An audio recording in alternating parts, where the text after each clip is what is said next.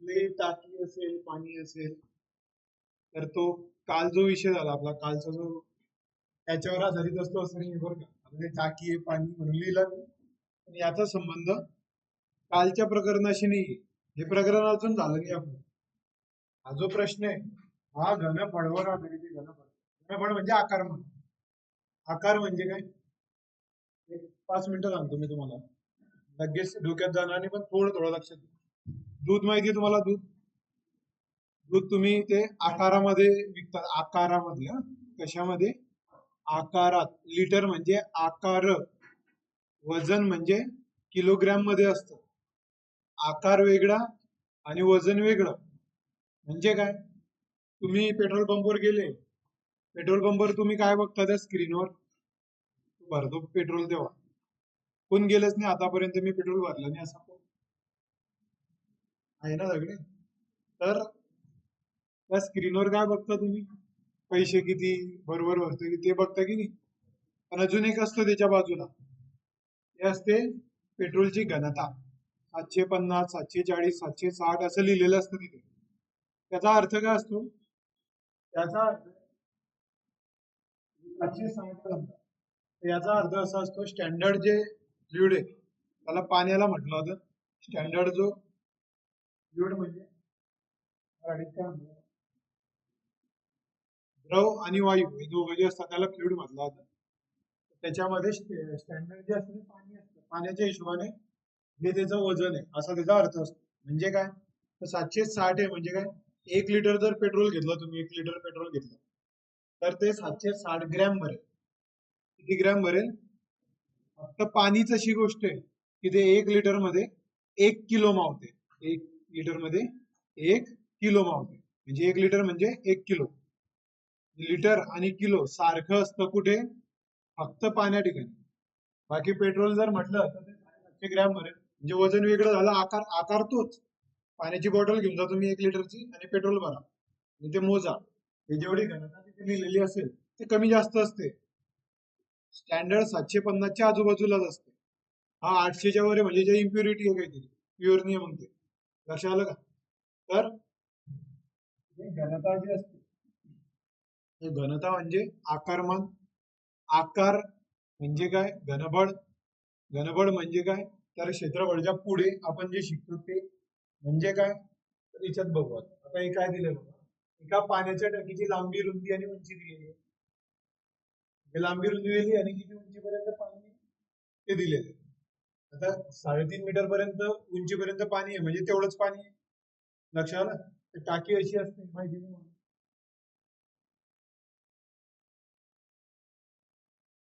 टाक्यामध्ये, या टाकीमध्ये पाणी आहे. या टाकीचा आकार जो आहे तो आहे इष्टिकाची ती. कशाचा आहे? इष्टिकाची ती. इष्टिकाची ती म्हणजे त्याला इंग्लिश मध्ये म्हणतात क्युबॉइड. दोन आकार असतात बघा. जर सगळ्या बाजू सारख्या असल्या, सगळ्या बाजू सगळे फेस सारखे असले त्याला क्यूब म्हणतात, ठोकळा म्हणतात त्याला. बॉक्स असतो ना चौकोन तो. आणि जर असे आयताकृती जर असलं, तुम्ही हे पाहिलंय का?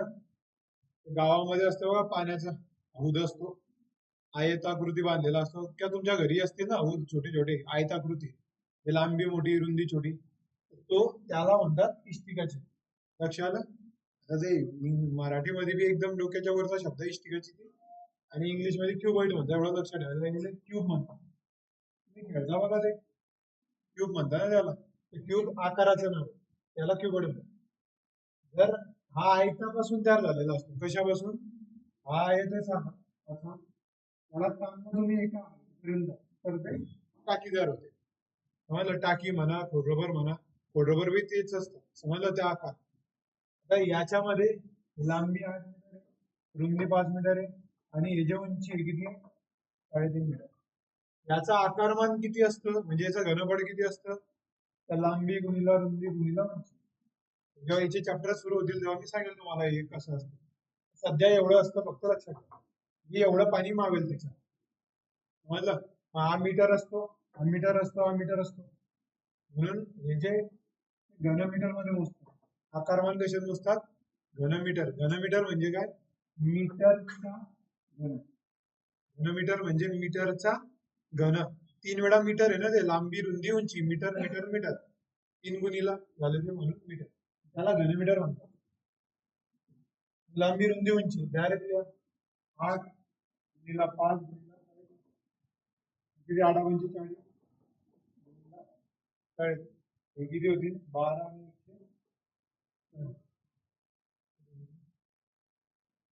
40 झाले. 12 ते काय दिलं पूर्ण भरण्याची आणखी किती सांग.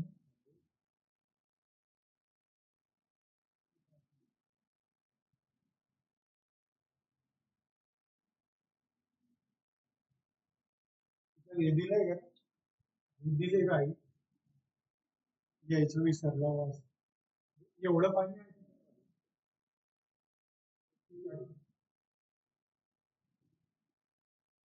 राहिले.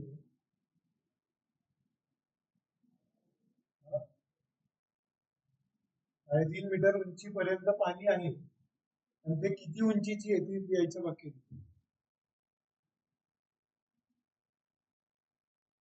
असंच आहे का, एवढंच आहे.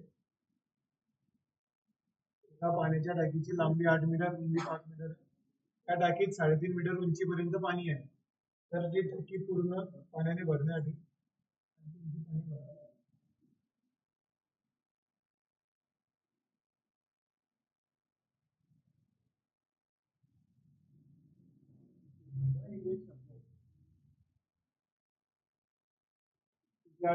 रुंदी उंची 5 मीटर, उंची 5 मीटर आहे म्हणजे काय, रुंदी आणि उंची दोघं 5 मीटर, रुंदी आणि उंची बरोबर 5 मीटर रुंदी उंची. आता पाणी 3.5 मीटर, हे उंची जी आहे ती किती आहे 5 मीटर, पाणी किती पर्यंत भरलेलं आहे 3.5 पर्यंत, आणि किती भरलेलं आहे ते 140, लांबी रुंदी उंची एवढं पाणी भरलेलं आहे. टोटल किती पाणी वाहते, लांबी रुंदी उंची, लांबीला 8 रुंदी 5 आणि 5 म्हणजे काय झालं, पाणी किती मावलं पाहिजे, 8 पंचे 40, 4 पंचे 20, म्हणजे 200 घनमीटर. घनमीटर असे लिहितात किंवा असे लिहितात. मी एवढं पाणी मावलं असतं पूर्ण टाकीमध्ये लांबी रुंदी उंची, पण ऍक्च्युअली किती भरलेलं आहे पाणी 3.5 मीटर पर्यंत भरलंय, म्हणजे एवढं पाणी भरलेलं आहे लांबी रुंदी उंची. समजलं? उरलं किती टाकायचं, अजून आणखी किती पाणी टाकावं लागेल, 200 ची कॅपॅसिटी आहे, 140 भरलंय म्हणजे किती टाकावं लागेल त्याच्यामध्ये, 70 टाकावं लागेल. ऑप्शन कसं, ऑप्शन चुकले असतील त्याचे, 70 आहे का त्याचा ऑप्शन,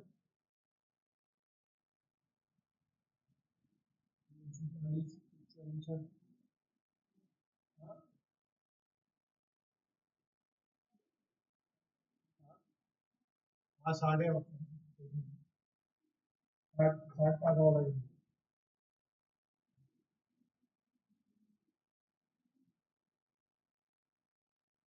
प्रश्न आता हे जर लिटर मध्ये विचारलं असतं त्याने, लिटर मध्ये जर विचारलं तर एक लक्षात ठेवा की 1 मीटर क्यूब म्हणजे 1000 लिटर, 1 मीटर क्यूब म्हणजे 1000 लिटर, म्हणजे तुम्ही 1 मीटर 1 मीटर आणि 1 मीटर अशी टाकी घेतली, लांबी रुंदी आणि उंचीची 1 मीटर घेतली, तर त्याच्यामध्ये 1000 लिटर पाणी पाहू. समजलं? म्हणजे 1 लिटर, ते जे टाकी असते आपली 1000 लिटरची, घरी असते ना आपल्या 500 लिटर 1000 लिटर, 1000 लिटरची म्हणजे 1 मीटर क्यूबची असते. समजलं? मग आता 200 मीटर क्यूबची टाकी आहे, त्याचा अर्थ याच्यामध्ये किती मावतील ते, 1 मीटर क्यूब म्हणजे 1000 लिटर, 200 मीटर क्यूब म्हणजे किती झाले, 200 गुणीला 1000 म्हणजे 2 लाख लिटर. याचा अर्थ समजलं? मीटर मध्ये जर घेतलं तुम्ही इतक्या मीटर मध्ये, त्याच्यात हे टाकी जे 8 गुणिले 5 गुणिले 5 मीटर, 8 मीटर माहिती आहे ना मोठं असतं, त्याच्यामध्ये 2 लाख लिटर पाणी पावतं. समजलं? डेटामध्ये काहीतरी कमी जास्त दिलेले आहे. हा आपला काही कालचा याच्यावरचा प्रश्न नाही. कालच्या याच्यावर अडलेले काही प्रश्न असतील तर मला विचारा.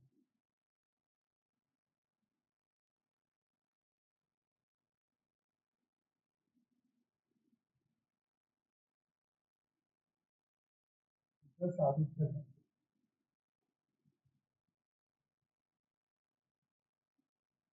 कालचे प्रश्न अडलेले आहे का कुणाला? कालच्या संदर्भातले काही प्रश्न आहेत?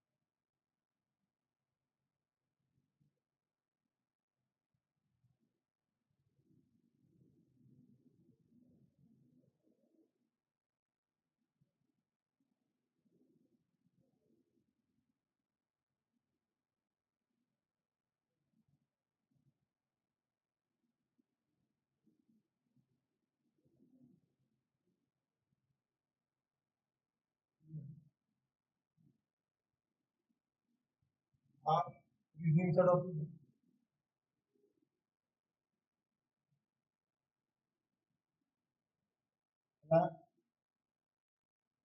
न्याय निवेदन म्हणतात किंवा निवेदन.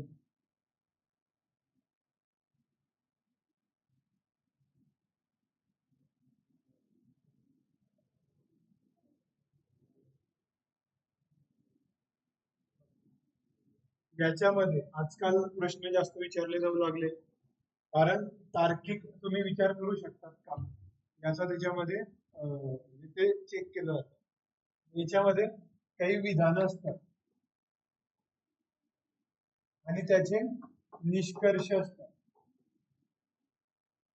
आता याच्यामध्ये विधान जे आधी आपण जे बघणार आहे ते सगळे थिअरॉटिकल विधान बघू आणि त्याच्यानंतर मॅथमॅटिकल काही विधान असतात आणि त्याचे निष्कर्ष असतात. वरच्या विधानांना कुठला निष्कर्ष लागू होतोय तो आपल्याला शोधायचा असतो.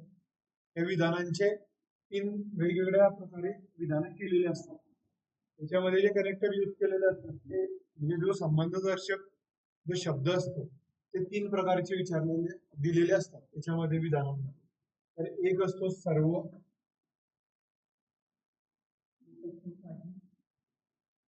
एक असतो कोणता.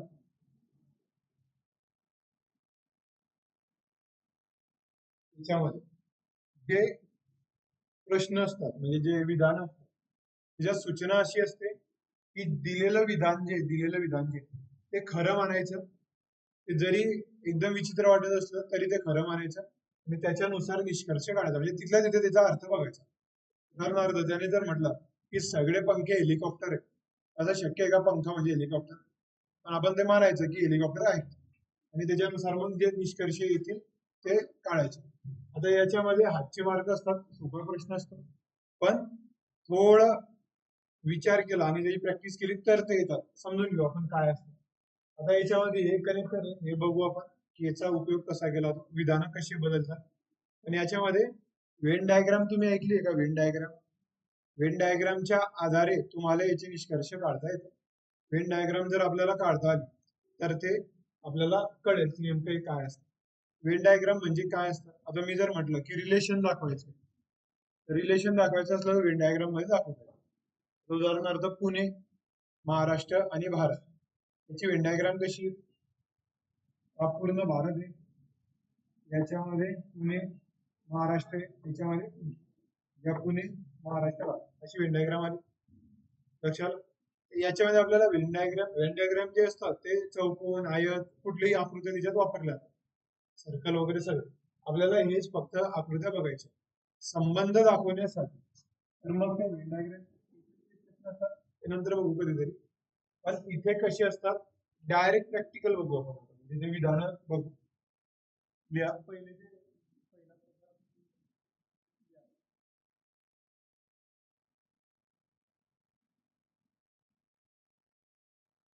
सर्व पाकळ्या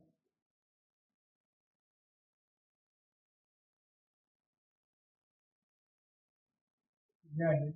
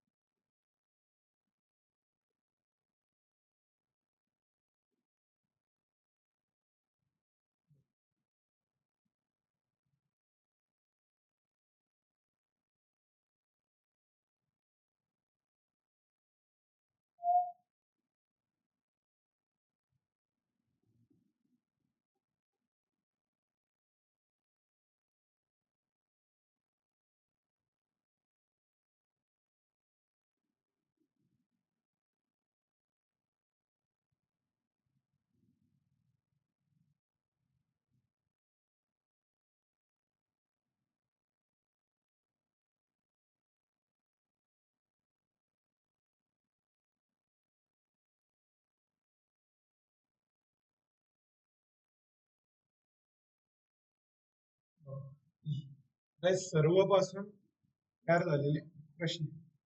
तर जेव्हा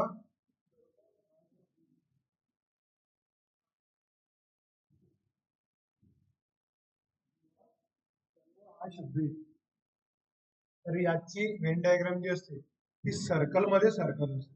काय असते ती? सर्कल मध्ये सर्कल. म्हणजे काय? आता एक साधं घेऊ, हे घेऊ आपण ना, एकच वाक्य बघा फक्त. सर्व पाकळ्या फुले आहेत. सर्व कोण? पाकळ्या. म्हणजे सर्वच्या सर्व पाकळ्या कशामध्ये आहेत? फुलांमध्ये आहेत. म्हणजे फुलांचं एक सर्कल येईल मोठं, त्याच्यामध्ये कोण येतं? सर्व पाकळ्या. पाकळ्या निवड कोण आहे? याच्यावर आपल्याला कळते त्या सर्व पाकळ्या ज्या आहेत सर्वच्या सर्व कशामध्ये आहेत? फुलांमध्ये. सर्वचा आलं म्हणजे शॉर्टकट लक्षात ठेवा की सर्कल मध्ये सर्कल. पण आतल्या सर्कल मध्ये कोण? तर ज्याच्याबद्दल माहिती सांगितली जाते की सर्व पाकळ्या. कोण? पाकळ्या. काय आहे तो बाहेरचा सर्कल. लक्षात आलं? म्हणजे सर्व पाकळ्या फुलं आहेत. लक्षात आलं? ते इकडे तिकडे झालं म्हणजे अर्थ बदलला. तुम्ही फुलेमध्ये लिहिलात आणि पाकड्यावर लिहिल्या तर त्याचा अर्थ बदलतो. कसं? पहा. आता जिथे जिथे सर्व असेल, सर्व सर्व हा शब्द असतो तिथं रिव्हर्स त्याच्यामध्ये काय बदल होतो? त्याच्यात काही योग्य विधान होतं. उदाहरणार्थ सर्व पाकड्या फुले आहेत. तर फुले आधी घेतल्या आणि पाकड्यानंतर जर केलं तर काय होईल? तर ते वाक्य काहीने होईल. म्हणजे काय होईल? सर्व पाकड्या फुले आहेत तर काही फुले पाकड्या आहेत. म्हणजे काय? तर बघा हे लिहिलं आपण सर्व पाकड्या फुले, पण हे जे सगळेचे सगळे फुलं पाकळ्यांमध्ये आहे का? सर्व पाकळ्या फुलांमध्ये आहेत आणि सर्व फुलं पाकळ्यांमध्ये नाही. फुलांचा हा जो हिस्सा आहे पूर्ण त्याच्यामधला फक्त एवढा हिस्सा पाकळ्यांमध्ये येतो. म्हणजे काही काहीला काही काही म्हणजे तो 90% काही असतो, 99% काही असतो, 1% काही असतो. काहीला 50% म्हणजे काही वगैरे असा काही व्याख्या नाही. तर हा हिस्सा पाकळ्यांचा पूर्ण हिस्सा आहे तो फुलांमध्ये म्हणजे सर्वच्या सर्व पाकळ्या फुलांमध्ये. पण फुलांचा पूर्ण हिस्सा नाही, एवढाच हिस्सा आहे. पाकळ्या फुलं तर एवढे ना पूर्ण. फुलांचा काही हिस्सा फक्त याच्यामध्ये. म्हणजे हे जर सर्वच असेल तर ते वाक्य रिवर्स नाही कसं येईल? याचा संदर्भ त्याच्याशी दिलाय तर सर्व येतोय. याचा संदर्भ जर याला दिला तर काय होईल? काय होईल? काहीने सुरुवात होईल. लक्षात आलं का? कळतंय का? हा सब्जेक्ट आहे पहिले. ऑब्जेक्टशी सब्जेक्ट ऑब्जेक्ट समजतं का तुम्हाला? कर्ता कर्म. या कर्माला जर करता गेलं तुम्ही इथे तर ते काय होईल मग? काही होईल. लक्षात आलं का? मग साधं लक्षात ठेवायचे दोन गोष्टींची कंपॅरिझन दिलेली असते. कंपॅरिझन म्हणजे दोन गोष्टींची माहिती दिलेली असते. तर त्याच्यामध्ये सर्वच काही दिलंय तर दुसरं काही असेल. म्हणजे आता इथे सर्व पाकळ्या पिवळ्या आहेत. मग वाक्य कसं? लक्षात आलं? जर इकडे तिकडे केलं तर सर्वचं रूपांतर जे होतं ते काही मध्ये होतं, एवढं लक्षात ठेवा. समजलं? आता दुसरं जे वाक्य असतं ते काहीच असतं. लिहून घ्या, हे महत्वाचं आहे. सोडवू आपण नंतर. आणि सर्व म्हणजे काही मध्ये होतं. त्याचं उदाहरण असं लिहू शकतात, सर्व पाकळ्या फुले आहेत तर काही फुले पाकळ्या आहेत, म्हणजे सर्वचं काही झालं आणि इकडे तिकडे गेल्यामुळे आता काहीचा जे रूपांतर असतं ते कशाबद्दल तर बघतो. त्याचं पहिले एक उदाहरण घेऊ. काही पुस्तकी पेन आहे असं हे सांगतो. काही पुस्तके पेन आहेत. त्या काही पासून तयार झालेली आकृती इंटरकनेक्ट सर्कल असतो. मला एकमेकांमध्ये काही आहे ना फक्त बघा. याचा काही भाग आणि याचा काही भाग इथे आले. हे काय पुस्तक? आता हे जे पुस्तक आहे आणि पेन पूर्ण पुस्तक आहे आणि त्यातला फक्त इथला भाग जो आहे तो पेन मध्ये. जे काही पुस्तकं पेन इथले, बाकीचे पुस्तकं पेन आहेत का? काही पुस्तकं पेन याचा असं दाखवलं. हे पेन, काही पेन पुस्तक आहेत, सर्व पेन आहेत का? म्हणजे जर मी म्हटलं काही पुस्तकं पेन, पेन इकडे आणला आणि पुस्तक इकडे दिलं, कर्म करता झालं, करता कर्म झालं, तर काहीचं रूपांतर काही मध्ये होतं. काहीचं रूपांतर काही मध्येच होतं. म्हणजे हा जर काही असेल तर तोही काही असतो. हा सर्व असेल तर तो काही असतो, काही असेल तर तो काही असतो. लक्षात घ्या की सर्व काही पुस्तकं पेन आहेत म्हणून काही पेन पुस्तक आहेत. निष्कर्ष निष्कर्ष काही असं आहे. आता तिसरं असतं काहीच नाही. जर असं असलं कोणतेच पेन नाही, कोणतेच पुस्तक पेन नाही, कोणतंच नाहीये, हे दोन वेगवेगळ्या झाले. संबंध नाही. मग पुस्तक पेन, कोणतंच पुस्तक पेन नाही याचा अर्थ कोणतंच पेन पुस्तक नाही. म्हणजे हा कोणता म्हणजे कोणता नाहीचं रूपांतर कोणता नाही मध्ये होतं. जर काहीच नसेल तर कोणी जर सर्व असेल तर तो काही आपण समजून. आता याच्यावर हे महत्वाचं आहे, लिहून घ्या कुठेतरी वर लिहून. आणि आता हे प्रश्न बघा काय. तर हे दिलेले वाक्य विधान आहे, याच्यावरनं हे जुळतायत कधी बघायचं. याच्यावरनं आकृती कशी ते बघू पहिला. सर्व पाकळ्या फुले आहेत बघा, हे पाकळ्या कशामध्ये आहेत ते फुलेमध्ये. सर्व पाकळ्या पिवळ्या आहेत. आता याच्या सर्व पाकळ्या पिवळ्यामध्ये. आता पिवळा नेमका आता पाकळ्या जो आहे तो असा पिवळा असं लिहिलेलं आपल्याला. पण तो नेमका फुलांमध्ये आहे की त्याच्या बाहेर आहे त्याची माहिती आपल्याला, म्हणून हे थोडं बाजूला राहू दे. दुसरं वाक्य पेंडिंग पेंडिंग कर. तिसरं बघ, सर्व पिवळे फुले आहेत. म्हणजे सर्व पिवळे काय फुलं आहेत, म्हणजे फुलांच्या मध्ये येणार पिवळा. पण सर्व पाकळ्या पिवळ्या आहेत म्हणजे पाकळ्यांच्या वर येईल तो. म्हणजे याचा अर्थ इथे येऊ शकतो तो असा पिवळे. म्हणजे पहा, हे फुलं आलं, सर्व पाकळ्या पिवळ्या आणि सर्व पिवळे फुलं, आणि सर्वच्या सर्व पाकळ्या फुलांमध्ये येईल. लक्षात आलं काय? आता याच्यावर स्टेटमेंट, आता हे नंतर बघू आपण काय काय तयार झालं हे बघू. याच्यावर सर्व पाकळ्या पिवळ्या आहेत म्हणजे काही पिवळे सर्व पाकळ्या फुले आहेत म्हणजे काही फुले पाकळ्या. आता इथे सर्व पिवळे फुलं आहेत तर काही फुलं पिवळे आहेत. लक्षात येतंय का? आता इथे स्टेटमेंट बघू आपण की ते याच्यावर नाही. सर्व फुले पिवळे आहेत. आता पिवळे आणि फुलांचा संबंध काय? तर फुलं, सर्व फुलं पिवळ्यांमध्ये आहे का? सर्व फुलं पिवळ्यांमध्ये आहे का? सर्व पिवळे फुलांमध्ये, पण फुलांचा कोणता भाग आहे? काही भाग. काही फुलं पिवळे आहेत, पण तो का म्हणतोय सर्व फुले पिवळे आहेत, म्हणजे हे फॉलो करेल का ते वरच्या विधानाला? म्हणजे वाक्य चुकीचं. इथे शब्द कुठला पाहिजे होता? काही पाहिजे होतं. दुसरं, सर्व पिवळे पाकळ्या आहेत. आता बघा, पाकळ्याच्या वर पिवळे, सर्व पाकळ्या पिवळ्या होत्या, मग काही पिवळे पाकळ्या पाहिजे होत्या. इथे तो सर्व पिवळं म्हणतोय, याचा अर्थ वाक्य बरोबर आहे काय? नाही, म्हणजे हे फॉलो करत. इथूनच कळलं असतं, की आकृती काढायची गरज नसते. फुलाचा आणि पिवळाचा संबंध काय? वर वाक्य दिलंय फुलांचं आणि पिवळ्याचं डायरेक्ट.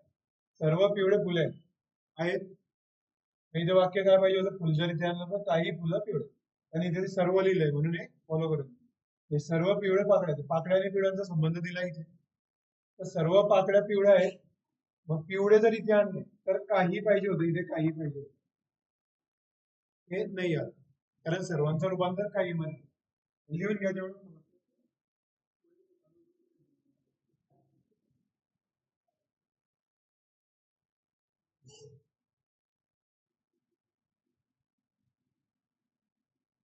त्याच्यामध्ये 2-3 प्रश्न एकामागे एक येतात, समजलं का? याच्यावर आलं. आणि हे सर्वांना, ज्याला आपण म्हणतो की गेम चेंजर मार्क्स जे असतात, या अशा प्रश्नांमधून येतात. कारण याच्यामध्ये सगळ्यांचे डोळे फिरून जातात काही गेम. हे काय काय कन्फ्युजन कन्फ्युजनची गरज एवढं काही हे नाही, फक्त याला वारंवार बघा तुम्ही.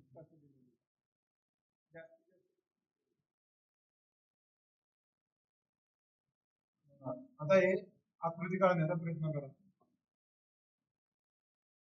पहिलं स्टेटमेंट आहे विधान, सर्व कार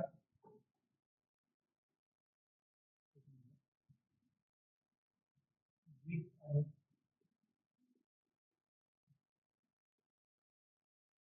सर्व जीप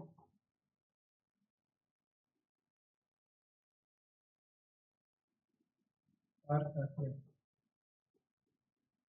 दोन स्टेटमेंट आहे जे निष्कर्ष दिलेले आहे.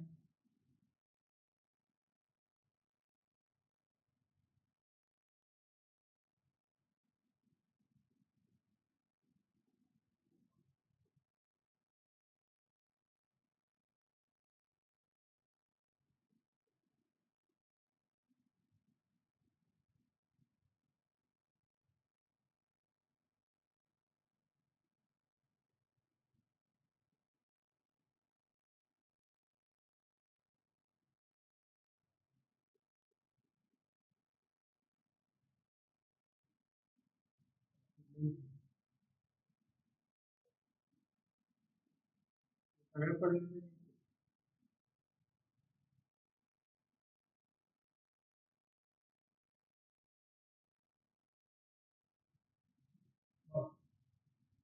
स्टेटमेंट कशाचं ते? निष्कर्ष कोणता आहे तो बघा. चार चाकीन जीप, चार चाकीन जीपचं दिलेलं वाक्य दिलेलं आहे ना, जे डायरेक्ट आपल्याला संबंध जोडते. नाही जोडता आला मग तिथे आकृती काम आहे. आकृती तर काढता येईल आपल्याला, पण इथे या प्रश्नांसाठी आकृतीची एवढी गरज नाही. कारण ज्यांच्याशी दिलेले जे दोन शब्द इथे दिलेले निष्कर्ष, हे वर जर दिलेले असतील तर ते फक्त इकडे तिकडे फिरवायचे आपल्याला, समजला? इनडायरेक्टली संबंध असेल त्या ठिकाणी आपल्याला आकृती काढावी लागते. आकृती जर काढलीच आपण तर कशी? सर्व कार जीप आहेत म्हणजे कार आहे सर्व, कशामध्ये? जीप मध्ये. सर्व जीप चार चाकी म्हणजे हे जे सर्व जीप आहे कशामध्ये? चार चाकी. लक्षात? आता इथे वाक्य काय? सर्व चार चाकी जीप आहे. आता सर्वच्या सर्व चार चाकी जीप मध्ये येतात का? सर्व जीप जर चार चाकी मध्ये, मग याचा काही हिस्सा याच्यात असेल, म्हणजे काही चार चाकी जीप आहे. दुसरं वाक्य काय? काही चार चाकी जीप आहे. म्हणजे कोणतं वाक्य? निष्कर्ष कुठला जो येतो याला फॉलो करतोय का दुसरा? ऑप्शन काय असतात? पहिला, दुसरा, दोघं किंवा दोघं नाही, असे ऑप्शन असतात. समजलं? इथे कुठला करतोय? फक्त दुसरा. घेऊन घ्या. इथे आकृतीची गरज नाही, कारण चार चाकी जीपचं दिलंच होतं ना. तर सर्व जर जीप चार चाकी आहे तर हे काही चार चाकी इथून आलं असतं आपलं वाक्यांवरून.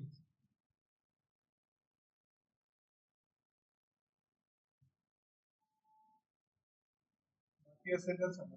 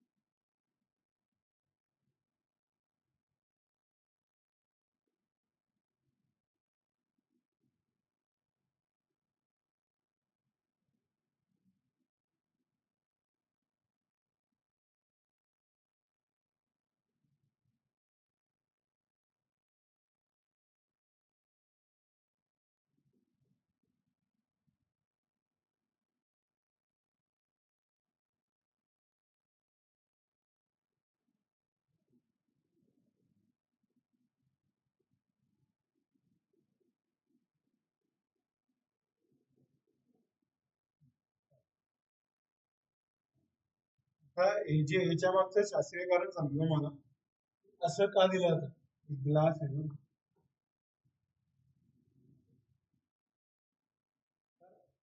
सर्व ग्लास रेती आहेत, सर्व रेती पृथ्वी आहेत, सर्व ग्लास पृथ्वी आहेत, काही पृथ्वी रेती. आता हे असं का दिलेलं असतं? आपल्यापैकी काही हे असतात, कवी मनाचे असतात थोडे, जे दिले एखादा शब्द पण लागेल वेगळ्याच त्याच्यावर चालला होता.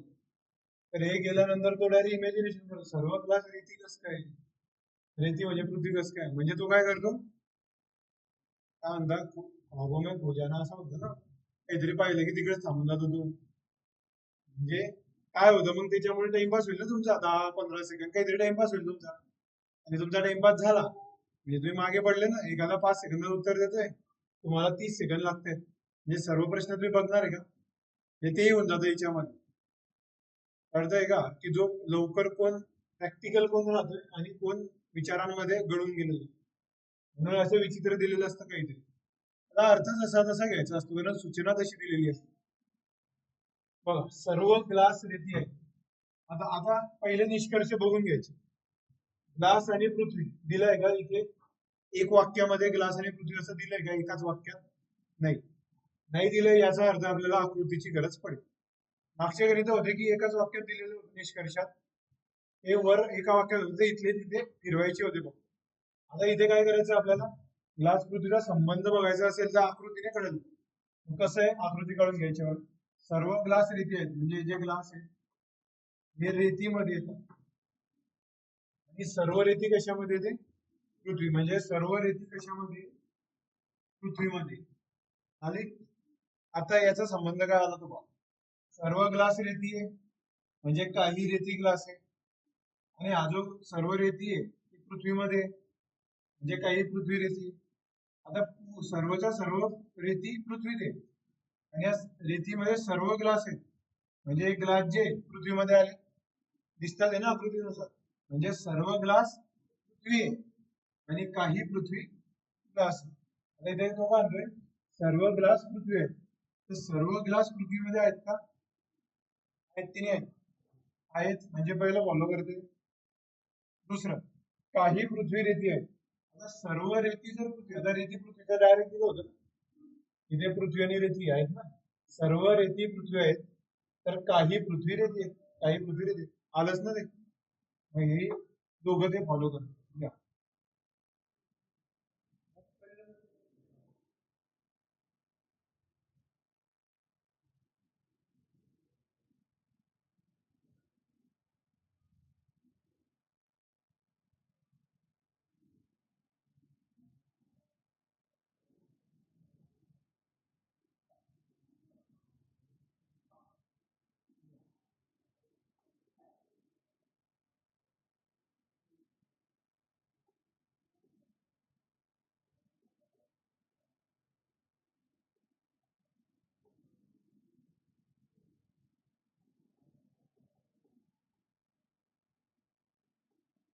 सर्व कीटक सजीव आहेत,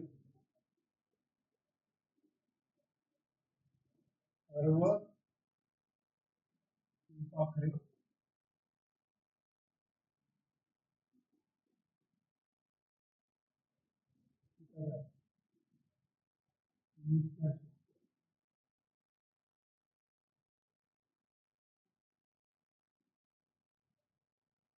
सर्व फुलपाखरे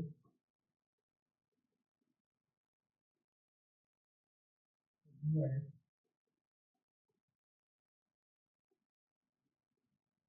सर्व कीटक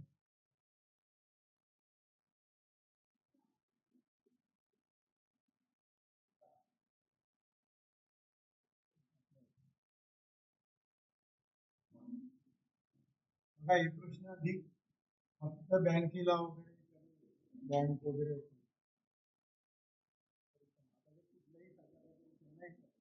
भरतीमध्ये यायला लागला.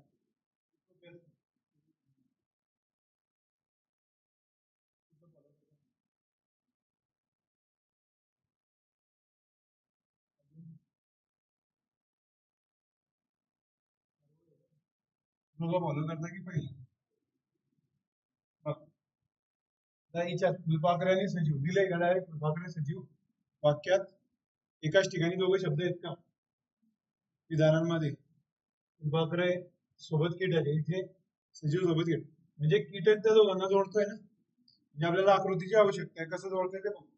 सर्व कीटक सजीव आहेत म्हणजे सर्व कीटक कशामध्ये आहेत सजीव आणि सर्व फुलपाखरे कीटक आहेत म्हणजे सर्व फुलपाखरे कीटकांमध्ये आहेत हा कीटक आहे त्याच्यामध्ये कोण आला फुलपाखरे सर्व फुलपाखरे कीटक मध्ये आले आणि सर्व कीटक सजीव मध्ये आले म्हणजे सर्व फुलपाखरे सजीव मध्ये आले समजलं?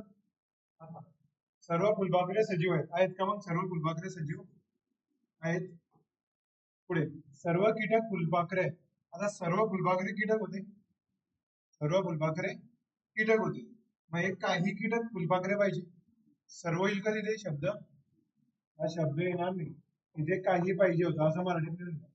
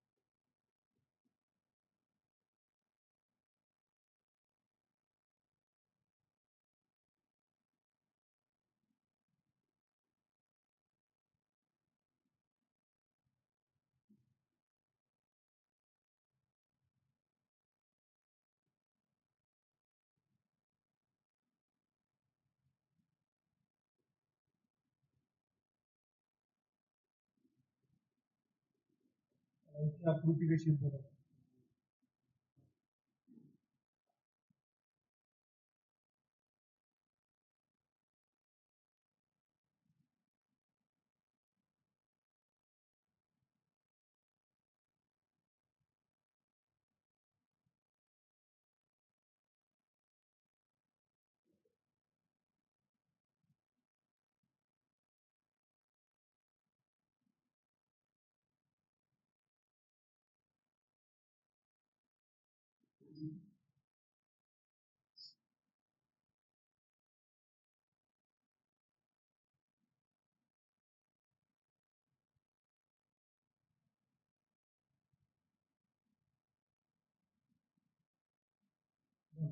आकृती कशी येईल ते काढण्याचा प्रयत्न सर्व पुस्तक पेन आहेत आता सर्व पुस्तक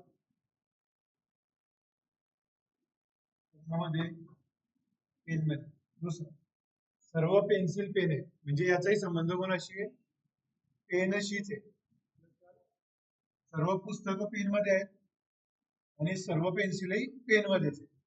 असे जेव्हा वाक्य असतील त्या आकृतीने विचार होते बघा. तर पेनशी संबंधित या दोन्ही गोष्टी, या दोघी गोष्टी एकमेकांशी डायरेक्ट दिलेला आहे का? तो असूही शकतो नसूही शकतो. समजलं का? तो संबंध असू शकतो म्हणजे तिथे शक्यता तयार होते. जे फिक्स गोष्ट तयार होत नाही, तर जिथे शक्यता तयार होते तिथे त्यांचा संबंध नसतो, असंच धरायचं. मग सर्व पुस्तकं पेन आहेत आणि सर्वच्या सर्व पेन्सिल पेन आहेत, म्हणजे अशी आकृती तयार होते. पुस्तकांचा आणि पेनचा संबंध आहे का? सॉरी, पुस्तकांचा आणि पेन्सिलचा संबंध आहे का? नाही. पेनशी दोघांचा संबंध आहे. मला आकृती अशी तयार होते. म्हणजे या पुस्तक, सर्व पुस्तक पेन, सर्व पेन्सिल पेन यांच्याशी काही घेणं देणं आहे का यांचं? पेनचं आणि पुस्तकचं आणि पेन्सिलचं घेणं देणं नाही. त्याच्याशी संबंधित, त्यांचं एकमेकांशी घेणं देणं नाही, त्याच्याशी संबंधित कुठलंही वाक्य फॉलो करत नाही. कुठलंही म्हणजे कसं? तर ऐका, तो म्हणेल की काही पुस्तकं पेन्सिल आहे तर संबंध नाही. समजलं? तो म्हणेल की सर्व पुस्तकं पेन्सिल आहे तर संबंध नाही, सर्व काही वगैरे नाही. पण जर त्यानं असं म्हटलं की कोणतंच पुस्तक पेन्सिल नाही, मग हे फॉलो करेल का? दिसताना दिसतंय की कोणतंच पुस्तक पेन्सिल नाही आहे, पण वरच्या वाक्यांवरनं हे असूही शकतं नसूही शकतं ना. हे दोन शक्यता आहे. तर एक साधं लक्षात ठेवा की ज्यांचा संबंध डायरेक्ट दिलेला नसतो त्याच्याशी संबंधित सकारात्मक वाक्य तर घ्यायचंच नाही, नकारात्मक सुद्धा घ्यायचं नाही. म्हणजे इथे जर तिसरं ऑप्शन असं असतं की कोणतंच पुस्तक पेन्सिल नाही असं जरी असतं वाक्य, तरी ते फॉलो केलं नसतं. का केलं नसतं? कारण यांचा जर वर संबंध दिला नाही तर त्यांच्यावर आपल्याला प्रतिक्रिया द्यायची नाही. लक्ष येते? ते इथे सगळं ओळखतात की हे काहीच नाहीये, सर्व नाहीये, म्हणजे कोणतंच नसेल ना. हा कोणताच नसेल तो कोणता, पण ज्यांचा संबंध वर दिलेलाच नाहीये त्यांना खाली निष्कर्षामध्ये घ्यायचंच नाही. पेन्सिल आणि पुस्तक जिथे शब्द असतील ते तर येणारच नाही. मग आता एक पुस्तक पेन्सिल येणार आहे का कुठलाही शब्द? जे कुठलंही वाक्य येईल का त्याचं काही वालं सर्व वालं, तर वर त्यांचा संबंध फिक्स नाही. आकृतीमध्ये फिक्स करता येत नाही. एकाशी दोघांचा संबंध आहे. मागचे गणित कसे होतं? एकाचा दुसऱ्याशी संबंध, दुसऱ्याचा तिसऱ्याशी असा होता, म्हणजे तो दोघांना जोडणार होता. आता इथे मोठा जो आहे सर्वात त्याच्याशी संबंध आलेला आहे.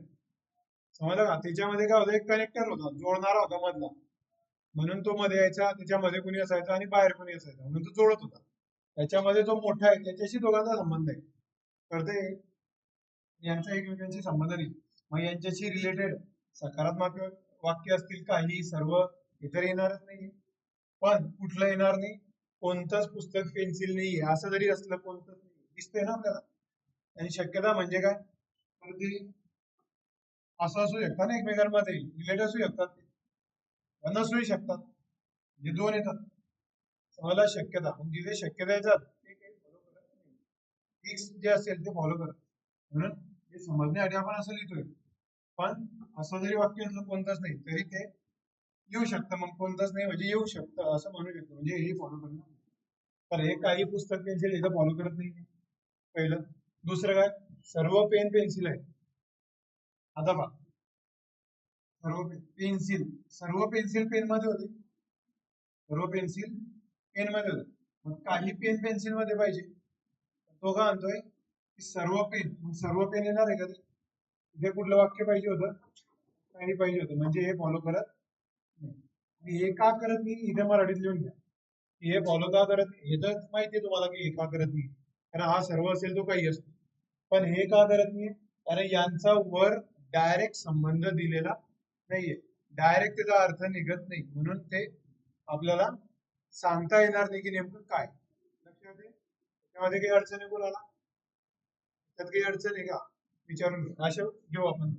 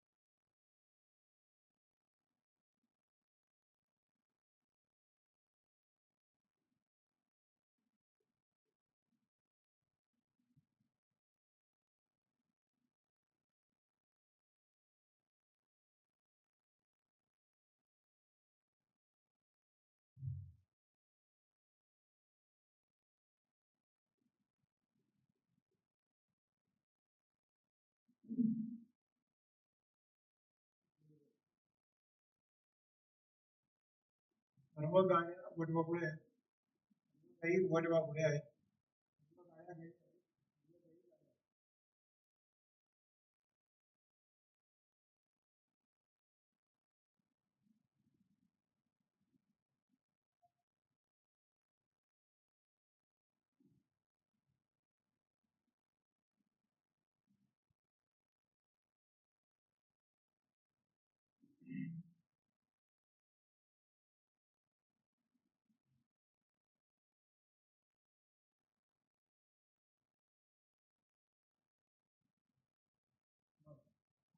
आता इथे सर्व गाड्या वटवाघुळे आहेत आणि सर्व गायी वटवाघुळे आहेत. दोघांचा संबंध एका मोठ्याशी येतोय. म्हणजे कुठल्या आकृती येईल बघ. सर्वात मोठा कोण आहे? वटवाघुळे.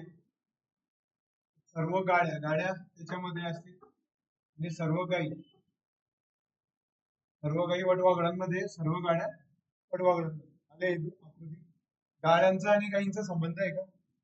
म्हणजे खाली कुठलंही वाक्य असेल जिथे गाडी आणि गाई तर ते दोघे शब्द वापरले असतील, कुठलंही वाक्य असेल सकारात्मक नकारात्मक, ते घ्यायचं आहे का आपल्याला?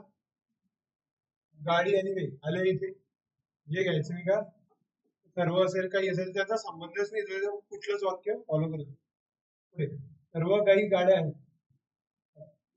सर्व गायी वटवाघळे होते, यांचा संबंध होता. गाड्यांचा आणि गायीचा संबंध आहे का? त्यांचा संबंधच नाहीये. तर हे इकडे असो तिकडे कुठलंही वाक्य असो ते फॉलो करत नाही. लक्षात आलं? इथे मी तेच म्हणतोय की कन्फ्युजन कुठे होऊ शकतं. कोणतीच आता सर्व गायी जर गाड्या नाही तर वाक्य असतं खाली कोणतीच गाड्या नाहीये असं जर असलं तर मग तुम्ही म्हणता की बरोबर आहे. आपल्याला तेही घ्यायचं नाहीये का? त्यांचा संबंधच नाहीये. कारण सूचना काय असते? दिलेल्या गोष्टीवरून, दिलेल्या याच्यावर जो अर्थ निघतो त्याच्यावर फक्त लागू म्हणजे काय? करू नका. जर कोणत्याच गाड्या नाहीयेत म्हणजे ते संबंध नाही तर कोणीच नसेल ना. सर्व नाहीये काही नाहीये तर कोणताच नसेल.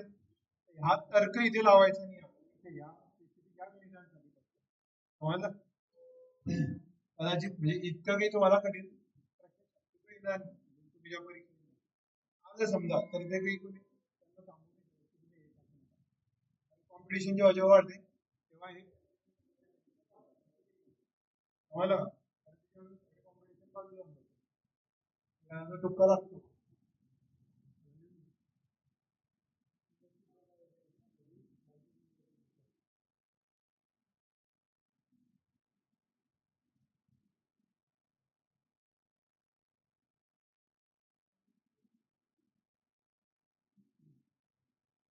थोडं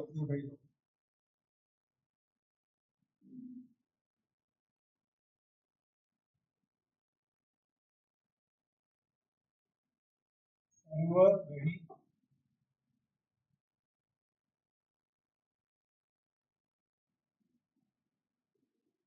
अॅनालॉग आहे. हे पहिलं दिलं. सर्व घडी अॅनालॉग आहे.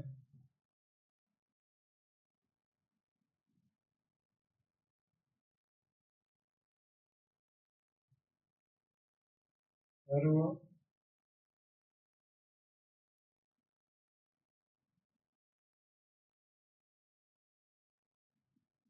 वॉच डिजिटल आहे. तुम्ही आता वॉच म्हणजे घडी असतो. जो शब्द दिला तो शब्द घेतला काहीही करेल. शब्द वेगवेगळे आहे ना तिथे. तर घडी म्हणजेच वॉच असं करायचं नाही आपण. वॉच वेगळा घडी वेगळा असं पकडायचं.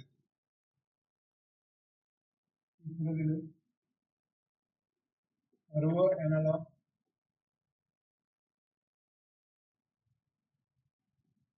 डिजिटल आहे.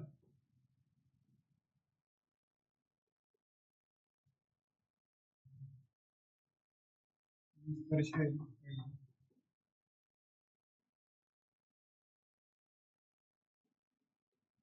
सर्व घडी डिजिटल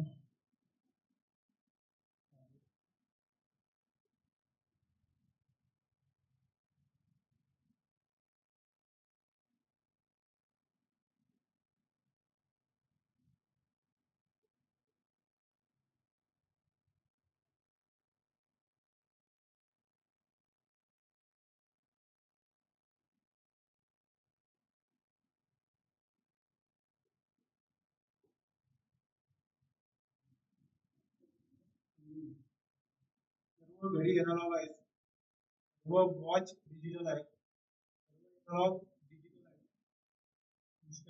सर्व घडी डिजिटल आहे. कमीत कमी एक एनालॉग डिजिटल माहिती आहे तुम्हाला? डिजिटल म्हणजे मोबाईल मध्ये घडी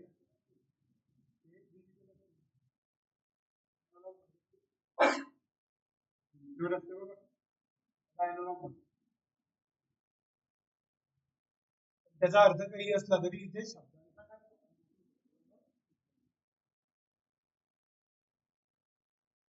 आकृती काढण्याचा प्रयत्न करतो. सर्व घडी एनालॉग आहे. सर्व घडी कशामध्ये येतात ते? एनालॉग मध्ये. सर्व वॉच डिजिटल. आता एनालॉग घडीचा काही संबंध आहे का या वाक्याशी? मग हे वाक्य पेंडिंग ठेवायचं. पेंडिंग म्हणजे नंतर विचारात घ्यायचं त्याला. तिसरं वाक्य, सर्व एनालॉग डिजिटल आहे, म्हणजे हे जे सर्व एनालॉग आहेत हे काय कशामध्ये?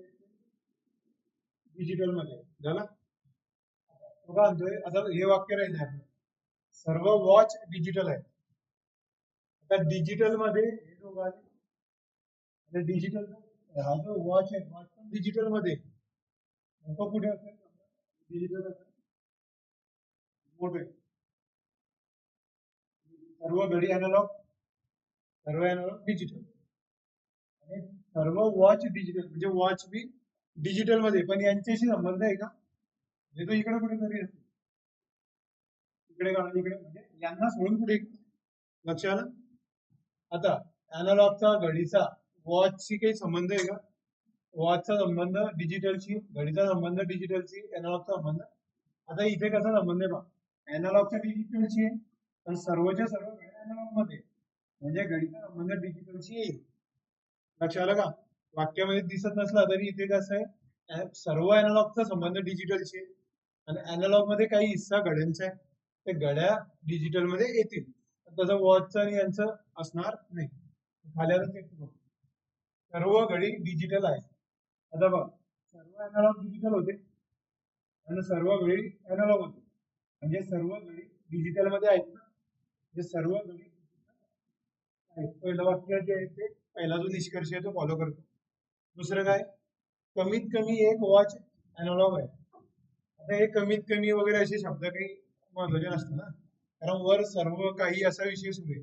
मग एक दोन असा संख्या येणार आहे का याच्यामध्ये काही? तर तिथे येणारच नाही. पण संबंध कोणाचा म्हणतोय तो? वॉच आणि एनालॉग. ते वॉच आणि एनालॉगचा काही संबंध आहे का?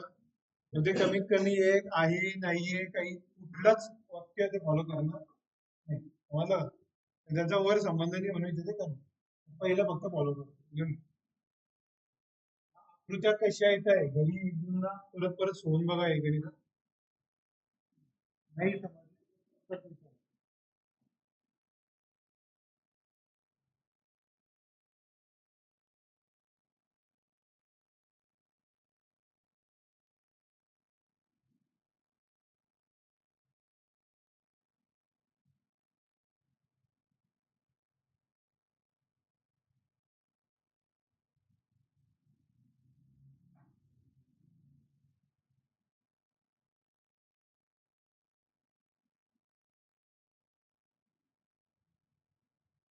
ते आपण बघू.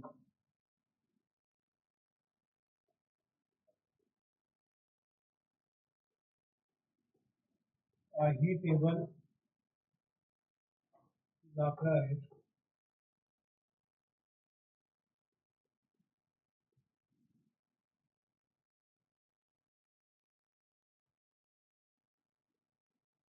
ही दाखला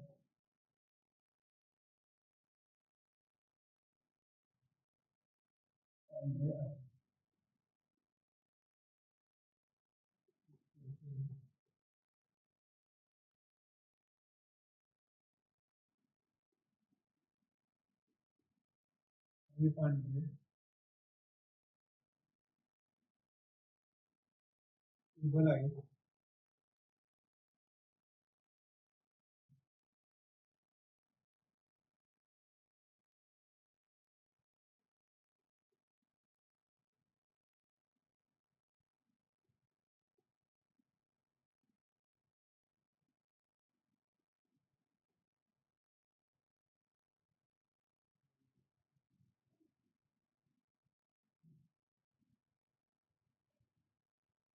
काही टेबल लाकडं आहेत, काही लाकडं पांढरे आहेत, काही पांढरे टेबल आहेत, काही शब्दाने कशी आकृती तयार होते इंटरलिंक कसं काढता येईल आपल्याला बघा. काही टेबल आता याचा जर डायरेक्ट शब्दशः अर्थ घेतला कसं आहे, काही टेबल लाकडं आहेत, लाकडाला जर इकडे टेबल तिकडे गेला तर काय होईल, काय होईल तो काहीचं रूपांतर कशात होईल, काही मध्ये होईल. म्हणजे काही टेबल लाकडं आहेत तर काही लाकडं टेबल आहेत असं होईल ते. समजलं का? म्हणजे काही लाकडं पांढरे आहेत तर काही पांढरे लाकडं आहेत असं होईल. लक्षात आलं? हो. आकृती कशी आहे? काही टेबल लाकडं आहेत. म्हणजे हे टेबल आहे समजा, हे लाकूड, हा जो भाग आहे काही टेबल लाकडं आहे आणि काही लाकडं टेबल आहे असं होईल ते. काही लाकडं पांढरे आहेत. आता लाकडाचा संबंध पांढऱ्याशी दिलेला आहे. तर तो असाही येऊ शकतो आणि याच्यामध्ये येऊ शकतो ना. बघा, याच्याशी फिक्स संबंध आहे, लाकडांचा आणि पांढऱ्यांचा फिक्स संबंध आहे. आणि याच्याशी येऊ बी शकतो, नाही येऊ शकत. येऊ शकतो, नाही येऊ शकत म्हणजे काय, तर इथे शक्यता आहे म्हणजे टेबल आणि पांढरा यांचं कुठलंही वाक्य आपल्याला घ्यायचं नाही. याच्यामध्ये फक्त एकच गोष्ट महत्वाची, की दिसताना काय दिसते तुम्हाला, की कोणताच टेबल पांढरा नाही असं असं आहे ना. ते वाक्य जर आलं की कोणताच टेबल पांढरा नाही तर ते घ्यायचं, त्यांचं वाक्यच घ्यायचं नाही आपल्याला. नाही, ते निगेटिव्ह असो पॉझिटिव्ह असो कसंही वाक्य असो, हे दोघं शब्द जिथे असतील, जिथे शक्यता तयार होतात, त्यांचं कुठलं की त्याने जर एक फॉलो केलं तर दुसरं नाही करणार, दुसरं केलं तर पहिलं नाही करणार, म्हणजे ते नाहीच असेल प्रत्येक वेळेस. हे मी जे बोलतोय ते घुसणारी डोक्यामध्ये. आणि एवढं लक्षात ठेवा की डायरेक्ट संबंध जर लागत नाही यांचा आहे का टेबलांचा आणि पांढऱ्यांचा, त्यांचं कुठलंच वाक्य घ्यायचं नाही. काही वाला असो सर्ववाला असो कुठले असो.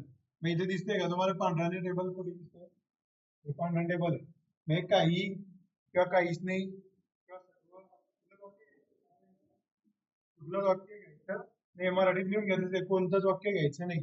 कारण काही ठिकाणी तो देईलच एखाद्या वेळेस की कोणताच पांढरा टेबल नाही आणि तुम्ही आकृती अशी काढलेली असेल, आणि याची आकृती अशी निघू शकते, तेव्हा टेबल हे लाकडं असे येऊ शकतं ना. म्हणजे पांढराचा संबंध लाकडाशी आहे तसा याच्याशी टेबलशी येऊ शकतो.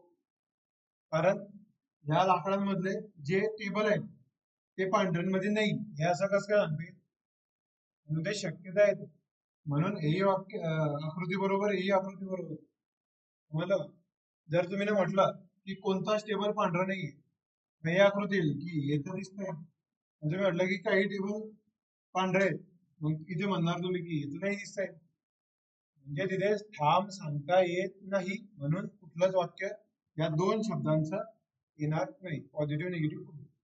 मग इथे येणारच नाही. वाक्य काय ते जाऊ दे, ते दोन शब्द येणारच नाही.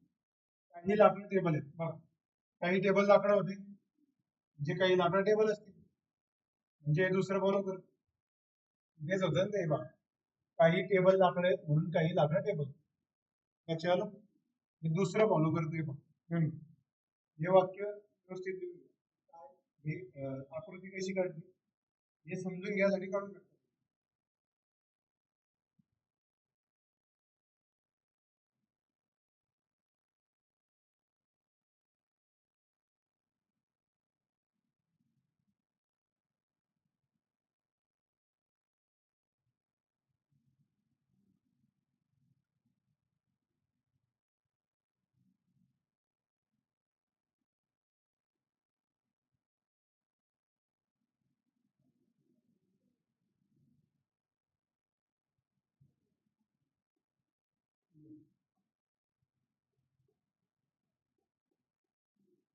सर्व कावळे काळे आहेत.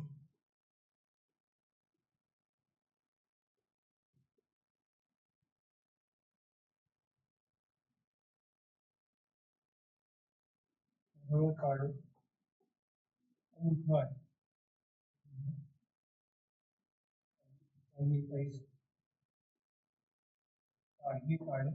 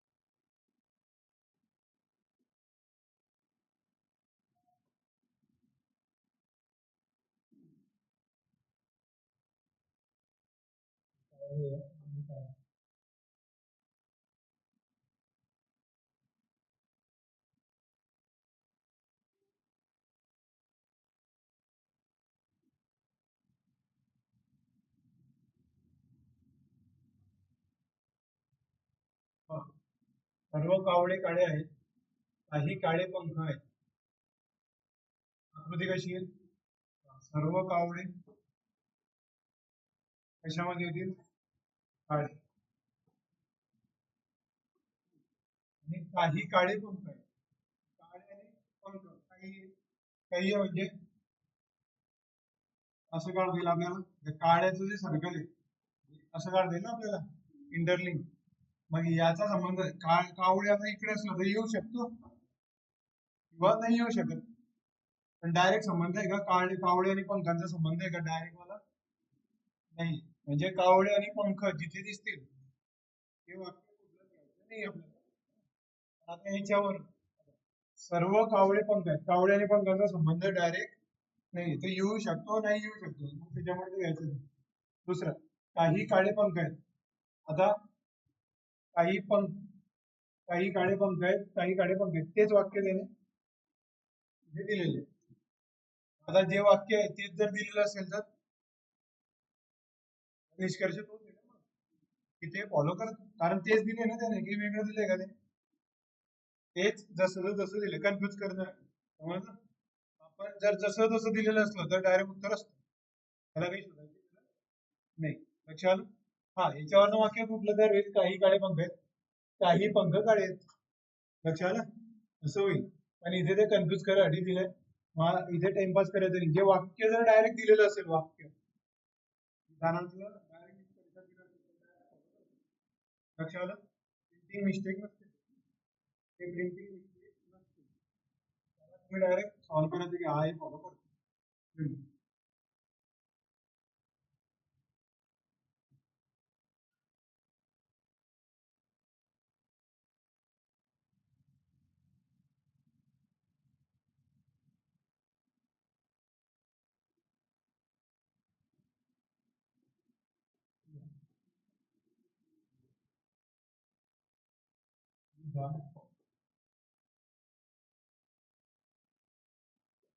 ही मोठी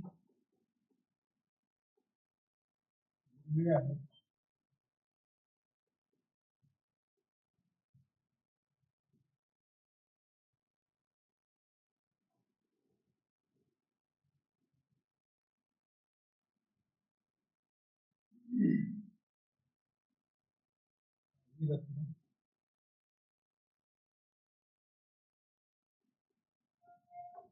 दागिने आहे.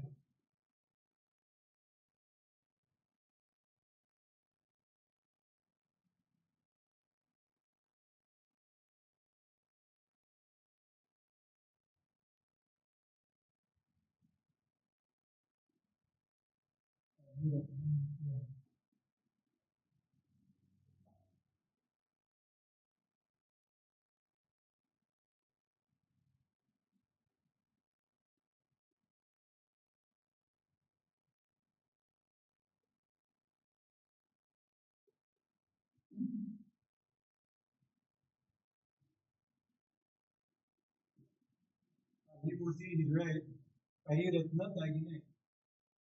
पुन्हा इथे काय असते, जो शब्दांचा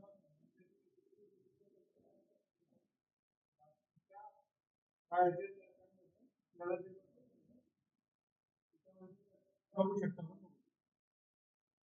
आकृती काही मोती हिरव्या आहेत, जे काही मोती मोती असतील त्यातले काही हिरवे, जे काही मोती हिरवे, काही हिरवे मोती, असं होईल ते पुढे. काही रत्न दागिने, आता हे वाक्य तर यांच्याशी संबंध आहे का तुमचा? मग याचा डायरेक्ट म्हणतो की काही रत्न काय आहेत? दागिने. त्या रत्न दागिन्यांचा यांच्याशी काही संबंध आहे का? आणि यांचा त्यांच्याशी संबंध नाही. पण की यांचा यांच्याशी संबंध नसला तर कदाचित तो असं म्हणेल, एखादं वाक्य लिहूनच घ्या.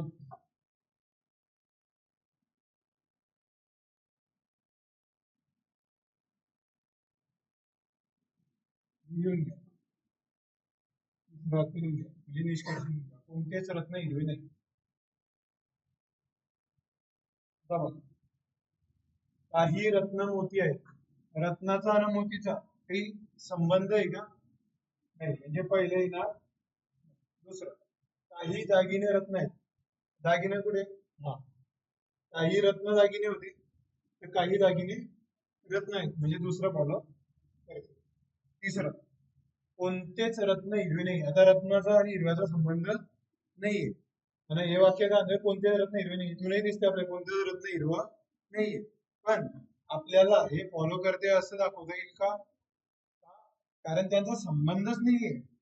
म्हणून ते कोणतंच नाहीये किंवा काही आहे सर्व आहे ते ते घेणं देणंच नाही. वाक्यामध्ये येणारच नाही. हे का नाही घेतलं इथे कन्फ्युज होता सगळ्या. कन्फ्युज होण्यासाठी फक्त हे एकच वाक्य. इथे कन्फ्युज व्हायचं नाही. कोणतेच रत्न हिरवे नाहीये, दिसतंय की नाहीये, त्यांचा डायरेक्ट संबंध वाक्यांवरून नाहीये. म्हणून ज्या गोष्ट आपली त्याच्यावर चर्चा नाही, त्यामुळे त्याच्यावर कुठली चर्चा नाही. तर असा त्याचा अर्थ असतो. समजलं का?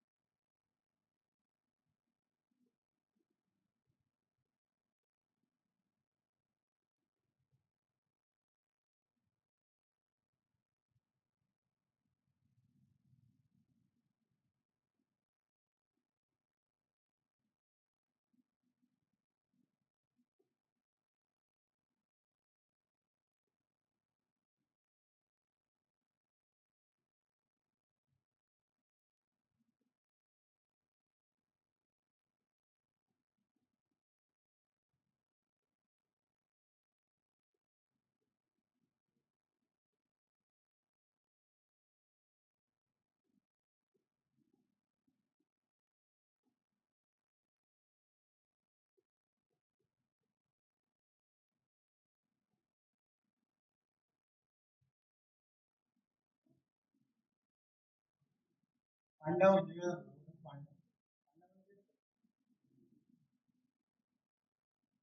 एकदा प्रश्न आला होता हे जे पांडा असतात,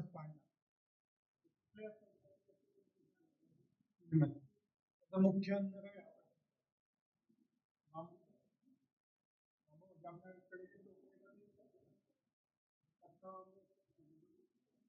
मी जर काही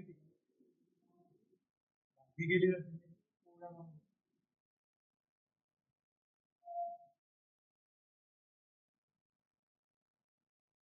विदर्भात तिकडे लोकांकडे बांबूच्या सगळ्या वस्तू बरोबर बांबूचा किंवा बांबूचा काय काय सगळं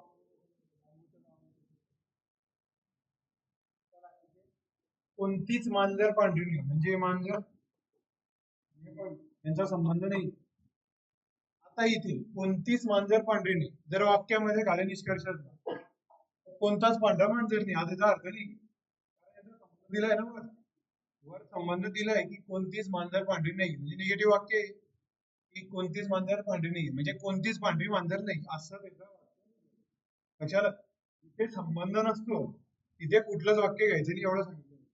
जिथे दिलेला आहे संबंध तिथे सर्व असेल हा तर तो काही असतो, हा काही असेल तर तो काही असतो, आणि हे कोणतंच नसेल तर कोणताच नसतो. समजलं? आणि काहींचा संबंध जर कनेक्ट असला इंटरकनेक्ट म्हणजे हा त्याच्यामध्ये तो त्याच्यामध्ये तर हा जो मधला आहे सर्वात तो वरच्या मध्ये असतो. तिथे फक्त संबंध जोडायचा. जिथे संबंध डायरेक्ट लागत नाही, शक्यता तयार होतात, तिथे फक्त कुठलंच वाक्य घ्यायचं. हे फक्त 4-5 कोणतीच मांजर पांढरी नाही. पुढे काही पांढरे पांढरे आहेत म्हणजे पांढऱ्यांमध्ये पांढरा आलंय. आता आता पांडा आणि मांजरचा काही संबंध दिलाय का? म्हणजे त्यांचं जर वाक्य असलं तर घ्यायचं नाही आपल्याला. सर्व पांडा पांढरे आहेत. आता काही पांढरे पांढरे होते, मग काही पांडा पांढरे पाहिजे, सर्व होतील का ते? हा काही असेल तो काही पाहिजे म्हणजे हे येणार नाही. आता काही मांजर पांढरे आहेत. आता बघा, कोणतीच मांजर पांढरी नाहीये, मग काही येणार आहे का त्याच्यामध्ये? कोणतीच नाहीये म्हणजे कोणतीच नाही, तर हे काही येणार नाही.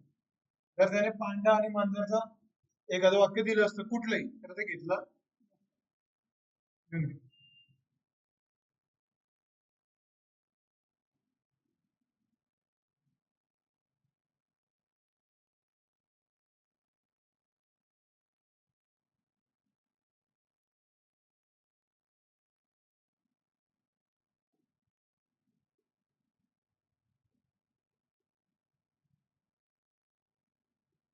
कोणताच वानर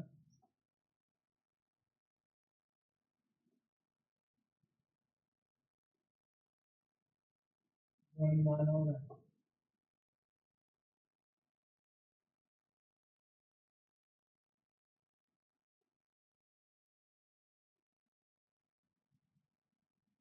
कोणताच वनमानव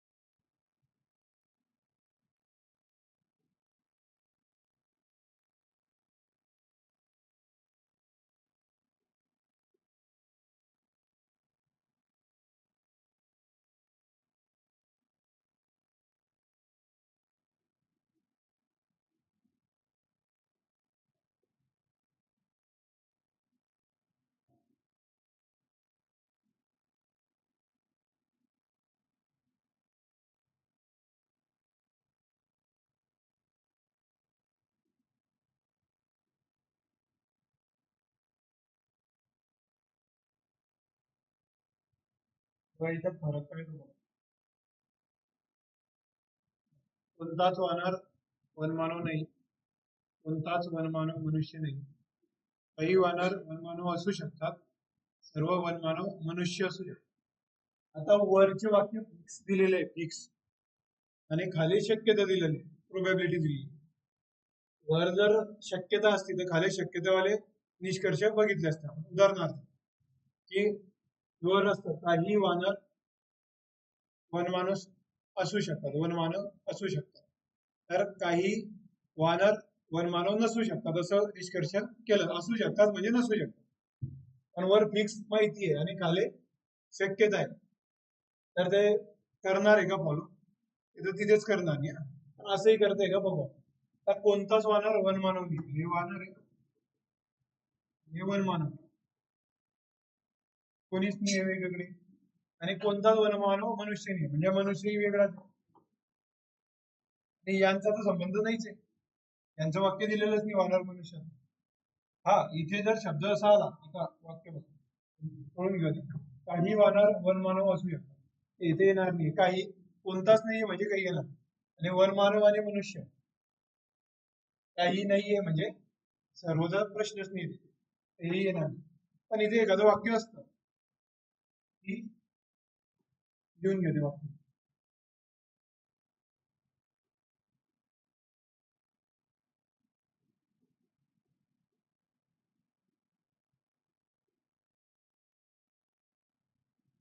जर वाक्य असतं म्हणजे इथे कोणतेच वानर मनुष्य नाही, तर वानरचा आणि मनुष्याचा संबंध नाही. म्हणजे आपण हे वाक्य घेतलं नसतं. पण असं वाक्य असतं की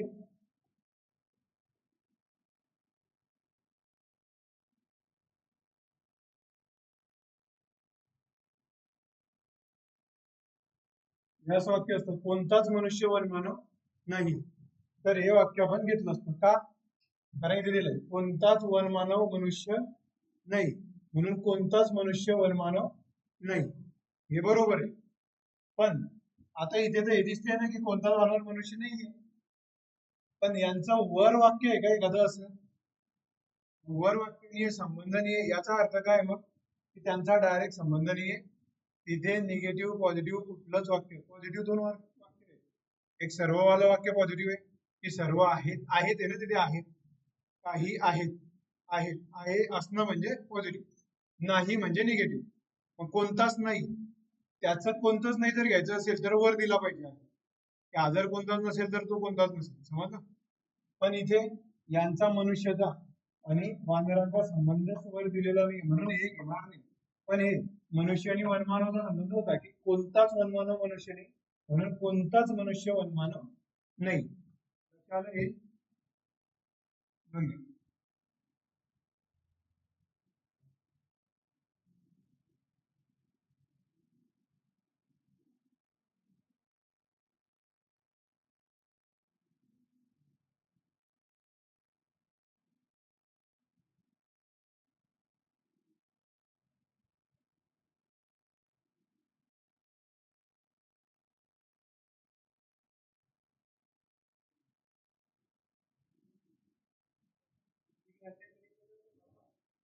मिळाले कुठे? तर ते सॉल्व्ह करू. 45, 49.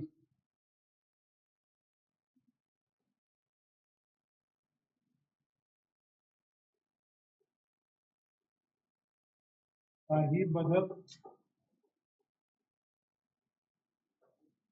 पोपट आहे,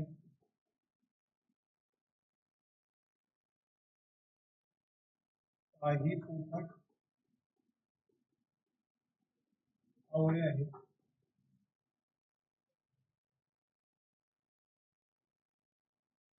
हे प्रश्न दिलेले आहे, म्हणजे विधान दिलेले आहे. आणि खाली ऑप्शन जे दिलेले आहे, बघ, हे पहिलं ऑप्शन आहे, काही कावळे पोपट आहे. दुसरं ऑप्शन आहे,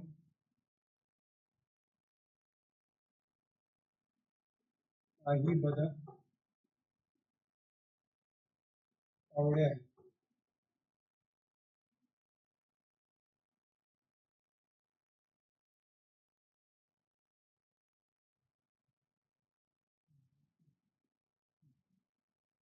काही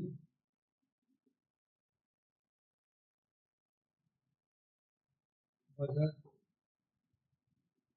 कावळे नाही.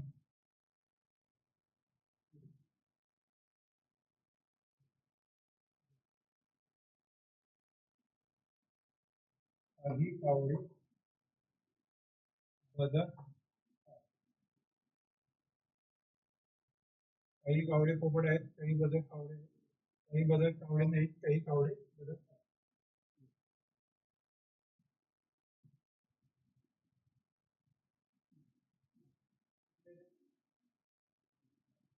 काही बदक पोपट आहेत, बदक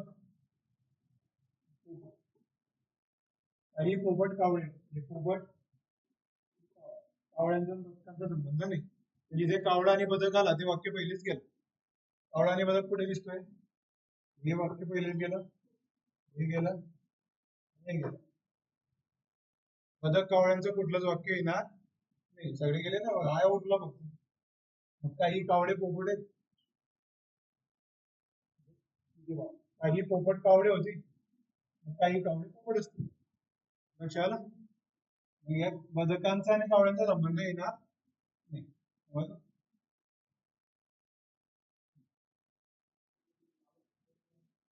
काही बदक कावळे नाही. बदक आणि कावळ्यांचा संबंध, बदक आणि कावळ्यांचा संबंध.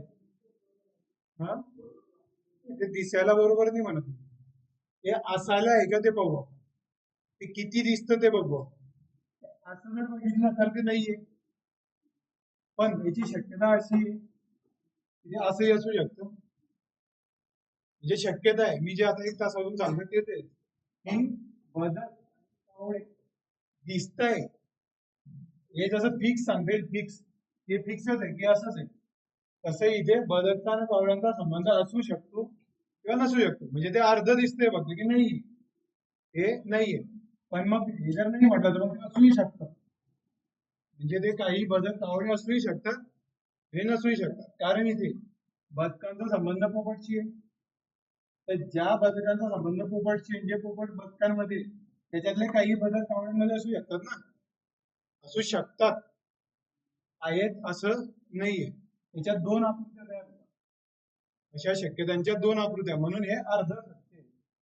हे जे अर्ध सत्य आहे. आणि आपल्याला कुठलं पाहिजे, पूर्ण. फिक्स कोणतं सांगता येते, फक्त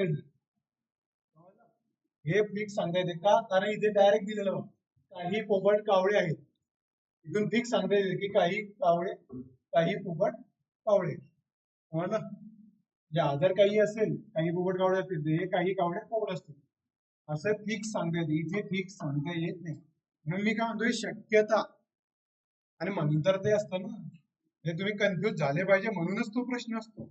लक्षात आलं का? आणि आपण आपल्या याच्यावर ठाम कसं राहिलं पाहिजे. हे प्रश्न काय घेत असतील हे एकदा विचारलं होतं मी, म्हणजे पेपर सेटर आहे ना तिच्यामध्ये, त्या टीम मध्ये माझा मित्र होता एक, ONGC याच्यात रेल्वेमध्ये वगैरे, त्याच्यात त्याला विचारलं होतं मी असा प्रश्न काय घेतला होता. तर त्याचं कारण असं होतं की जोपर्यंत कळत नाही नेमकं काय, क्लिअरिटी होत नाही, तोपर्यंत कामगारानं काम करायला सुरुवात केली नाही पाहिजे. तिथं साहेब हो साहेब हो साहेब असे म्हणतात ना ते, हा समजलं, हा समजलं, असे करतात ना. तर असे नोकरी वाढल्यामुळे मग ते अर्ध काम होतं, मग ते ना साहेबाला विचारताना अगेन गडबड करतात. आणि शिव्या कोण खातो, साहेब शिव्या खातो, कारण साहेबाच्या वरचा साहेबाला बोलतो की तू तू लक्ष नाही दिलं. लक्ष आलं का? कामगारांना काय, तो कामगारांना हा शिव्या देतो, पण हा विनाकारण त्या जबाबदार कार्यकर्ता असतो, तो कार्यकर्ता नाही, त्याला काय म्हणतात, जबाबदार कर्मचारी, म्हणजे ज्याच्या हाताखाली बाकीचे काम करतात. तो अधिकारी म्हणजे जबाबदारी असलेला अधिकार असताना त्याला. मग अशा हाताखाली हा समजलं तर हो म्हणायचं, नाही तर नाही. तुम्ही आता मी जेव्हा म्हणतो कळलं का, असं म्हणतो ना, कळलेलं असतं का, मग ठीक आहे. म्हणजे मला माहिती आहे की इतकं कळलं असं, म्हणून आपण वारंवार 1 2 3 10 20 प्रश्न घेतो. लक्ष आलं? आणि सर्वांची अवस्था सारखी असते, काही चिंता नको करा. आता हे वाक्य, हे गणित त्याला सोडवता येतील जो घरी जास्त प्रॅक्टिस करेल. जो जास्त प्रॅक्टिस करेल त्याचं आपोआप कमी होईल. तुम्हाला सध्या काय वाटतंय, तुमचं दुःख खूप जास्त आहे, पण काही टेन्शन नको घ्या.